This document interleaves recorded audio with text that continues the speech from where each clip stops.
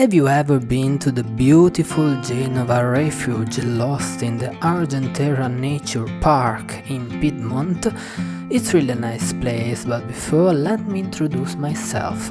Hi, I'm Lawrence and I'm here to tell you many stories around the world from my human point of view. Before starting, help me to grow this project, snap me like and subscribe.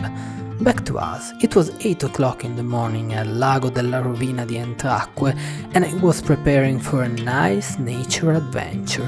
My destination was Genova Mountain Hut, one of the most famous refuge of the area. Oh well, my day was off to a great start because as soon as I landed from my spaceship, I met some strange and friendly life forms.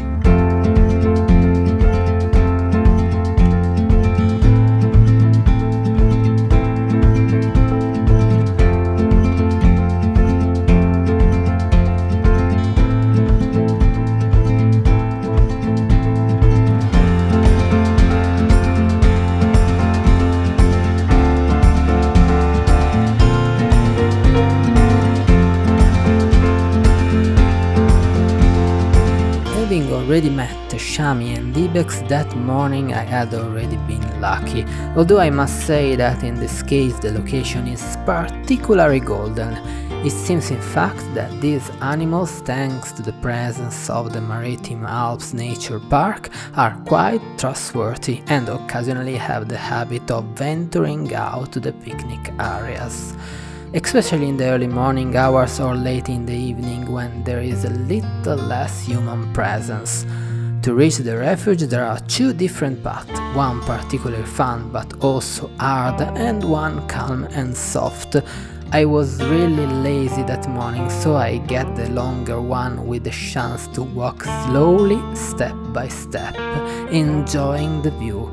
It was a great choice. I had just made the first hairpin bend and looking at the ravine I met another friend by chance.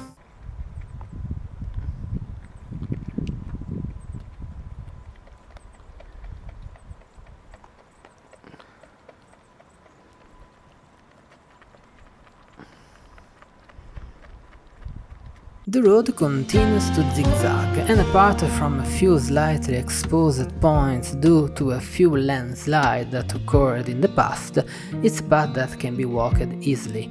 Despite the fact that it was almost 8 o'clock in the morning, I was thrilled. I go to Entracque every year in August. This was a trip I had made for at least 10 years and it was definitely the first time I had done it alone. The reason being that I had heard that the long road had collapsed, and frankly I don't really like the more difficult route because it's less scenic, although it is a lot of fun because you have to overcome a point by holding on with a rope.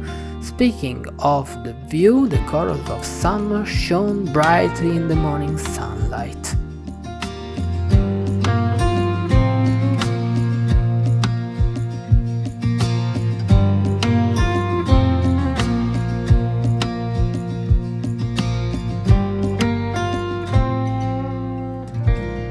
After passing the crossroad between the two paths, I still had to go around the famous lake Kyotas.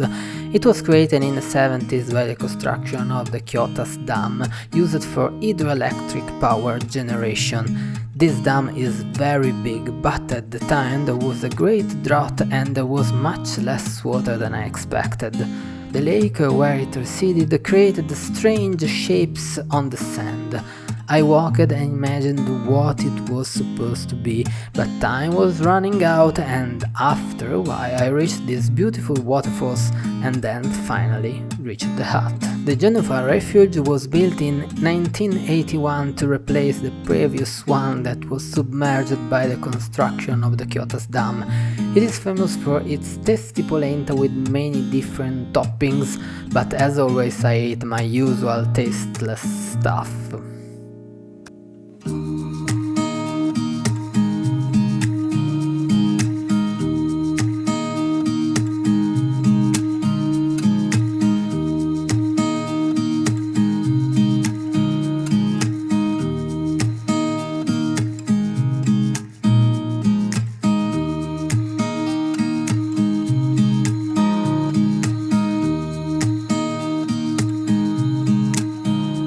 For lunch, I temporarily sat down near another small lake behind the refuge. The broken lake was almost without water that day. That was sad, but nothing could bring me down, and after a million offshoots, it was time to come back.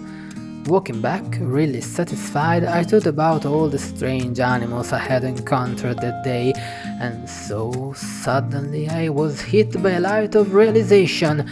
I understood something fundamental that day, which was that if you take the shortest route, you will certainly arrive sooner, but you can forget about enjoying the view.